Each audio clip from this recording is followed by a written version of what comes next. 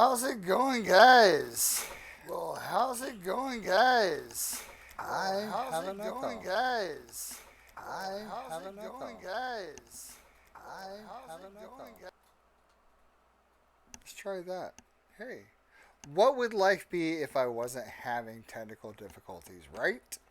Okay. Well, tonight we got a special little episode going on tonight.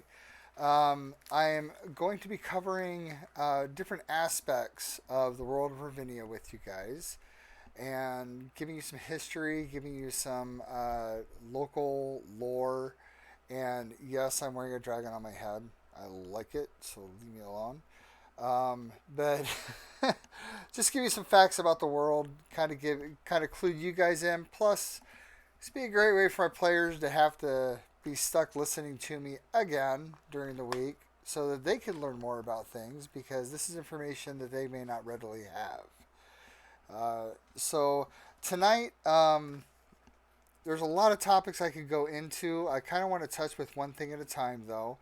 So, as opposed to going into how the race is reviewed or how the world at large is as far as topographies or crops, we'll cover all that in later broadcasts. Tonight, though, seeing as that we're starting out in the city of Asantee, I thought we would cover the city of Asantee. The city of Asante is comprised of about 8,000 people. It's a very large city. There are larger cities within the lands, but probably the most populous city is going to be about 12,000. And that's a really big city. But Asante, 8,000 citizens in Asante that are pretty much estimated upon because there's a lot of moving in and out of the city. Plus, there's other things that are going on within the city that causes that population level to shrink. And of course, you get new people in to reinflate, but you'll get the idea later on when we get to that part. Um, there's signs at the entrances to the city which are routinely taken down, but can be oftentimes seen as you're coming in. It doesn't matter what gate you come in, they just somehow pop up there. But they do like to put murder capital of the world signs as you're approaching the city of Asante. And that's not very far off. Um, the city itself has a. Shut up. Don't want to hear it. Go away. The city of Asante, sorry about that, has a 10-foot wall that surrounds it. Um, it's about 3 to 4 feet thick, so it is a rather sturdy wall. Probably isn't going to do that much if the city was ever attacked. In fact, though they do have guards that roam the walls, and there are guards at the city gates. Um, as far as defensibility, there's probably not going to be a lot had if the city were ever to be attacked, but the likelihood of an attack on the city is so slim that nobody really ever cares to do anything about it. Uh,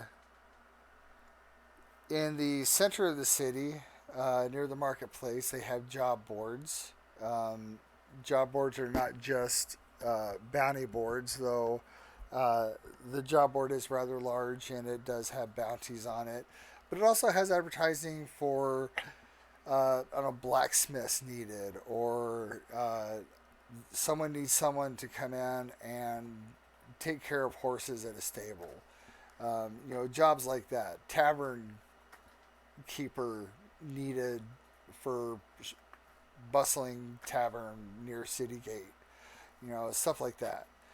Um, the job board is probably about 10 foot long and I don't know, about 5, 6 feet high, and that is dwarfed by a 20-foot wall that is not very far from it. This 20-foot long, just sign, board, wall, whatever you want to call it, it's about 20 foot long, 7 feet high, and it is covered with missing posters and posters requesting help finding individuals anywhere from the age of 2 to 92.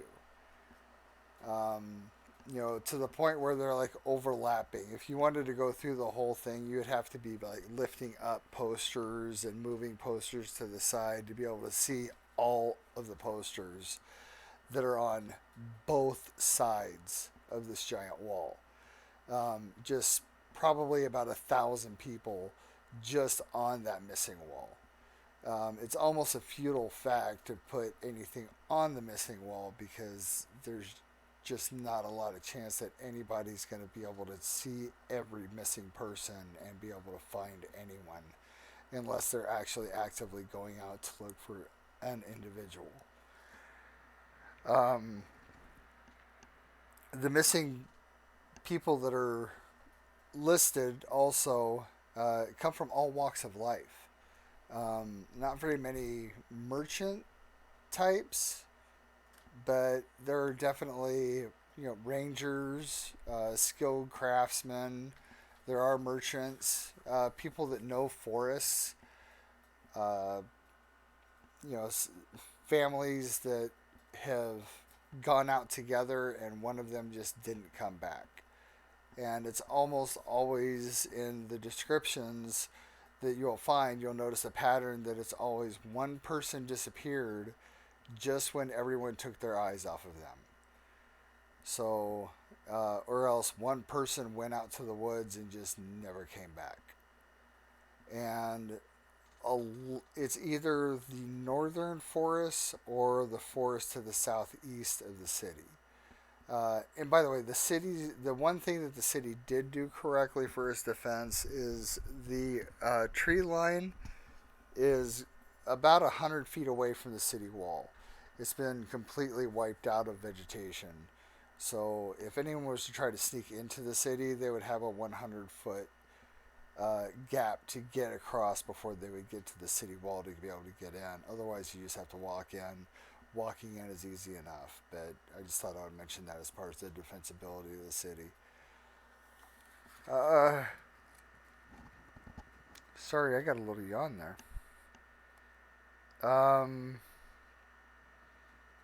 For the past year, the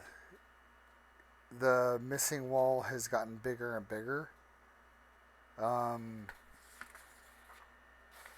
It's mostly been within the past year that this occurrence has happened.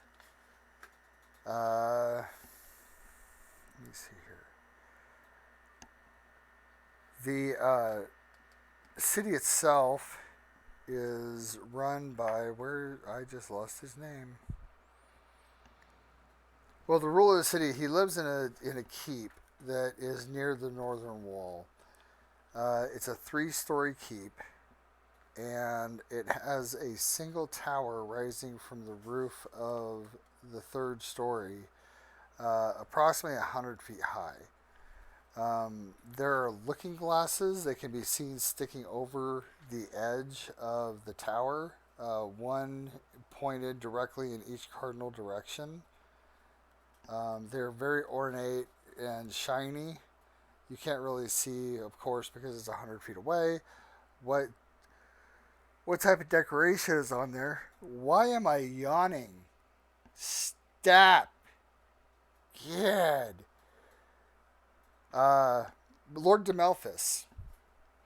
Lord Demelphus is the ruler of the city, and he lives within the keep. The city walls are patrolled primarily by humans. The guards within the city are primarily humans. The guards at the keep are exclusively Cyclopeans. I'll go ahead and touch on Cyclopeans because I feel it's important enough to introduce them, and I'll probably do more introduction on the Cyclopeans later on. But the Cyclopeans are a humanoid-sized race. They're medium creatures. They're not as large as their giant kin, but their giant kin haven't been seen. They're in living memory of anyone. It's only stories passed down about their giant kin. I can't believe I'm yawning like this. This is so embarrassing. Uh, but the Cyclopeans, there's only been males seen. There's never been a female Cyclopean seen. So no one really knows where they came from. But they're definitely the choice for guards and or muscle for the elites. If you're a merchant and you don't employ Cyclopeans, then you're not very much of a merchant. You're just kind of a lower class peon merchant. If you have Cyclopeans, that means that you have money and power. Um, Rulers of cities employ Cyclopeans almost exclusively for their armies, guards, assassins, what have you. Though they really don't make that great of assassins. They do employ other assassin types, it's known, but that's kind of the whispers in the dark that you don't say out loud in front of people with power. It's like, oh yeah, that guy assassinated. I'm sure he uses the assassin. What's his name? That the guy that's known for going in and killing people and leaving purple roses. But you would never say that anywhere around anyone that is in association with that person because that would just be the utmost of zero tact. Uh, the Cyclopeans are definitely the ones that the elite will use if they want to murder someone. Whether it's assassination or just outright going up and just bludgeoning someone to death. And Cyclopeans, by and large, don't face very many repercussions for the cruelty that they dispense. Um, but that's Cyclopeans in a very small tidbit on them. I will cover Cyclopeans later. We're going to actually be discussing some of the generals of the Cyclopean armies and that whenever we discuss that topic. Later on, we're going to talk about more about the races. Uh, you're a little small, Chaffee. Does anybody have any questions on the city of Asantee?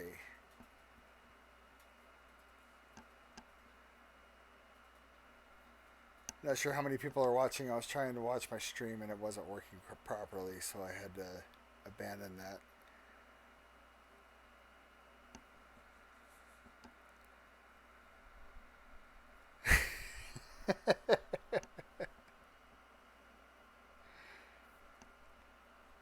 But I think that's about it. Oh, no, that's not it. I just remembered. There are whispers, besides the whispers of vampires within the city, there's also whispers of a resistance. Um, and or traitors to the crown, whichever way you would want to look at it. The Red Needle. The Red Needle is a band of criminals that have been committing terrorist attacks, according to Lord Demelphus. Uh, there are those in the populace that would say that they are heroes that are fighting back against Lord Demelphus and his cruel tyranny. So that will be up for you guys to figure out and for the players to decide. Yeah, it was last minute. I figured it was just going to be us, but just thought I would mention it anyway. If you guys do have, if you're watching this after the recording is over, please feel free to enter something in the chat. I'll answer back to you guys. We do have the chat that we can access, so I'll answer any questions you have. If there's anything that you guys want to know about the city of Asante in particular, uh, let me know. I'll be covering other aspects of the world as we go on, as I said. But one last thing before I go. We kind of thought we'd do something fun. If there is something you guys want to know about our characters that are playing the game, uh, do you want to know if their favorite food is pizza?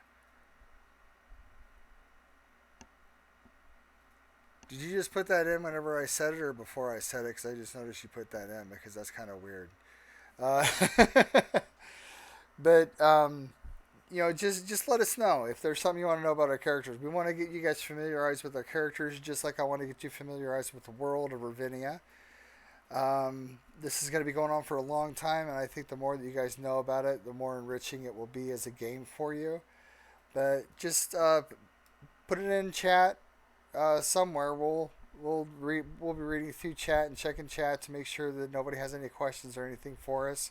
If there's anything you'd like to know about me as a DM, if there's anything I can tell you about my past dealings with D&D and how my past experiences, the experience that I have, which I may not have covered already, please feel free to ask us.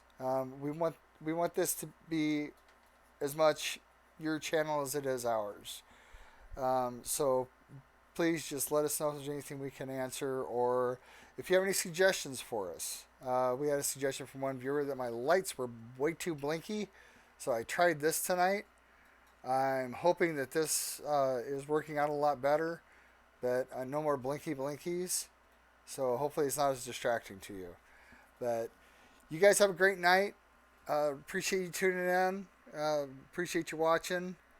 And may all of your rolls be D20s.